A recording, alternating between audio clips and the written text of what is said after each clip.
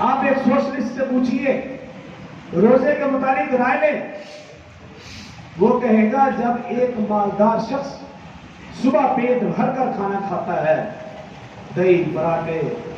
اور مکھن لسی پتہ نہیں کیا کچھ کھاتا ہے پیتا ہے،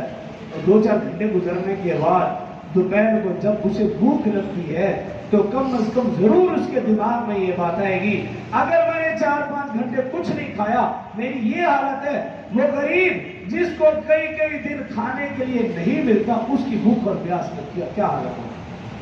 کچھ نہ کچھ تو احساس پیدا ہو۔ لیکن یہ مسلمان عجیب ہے،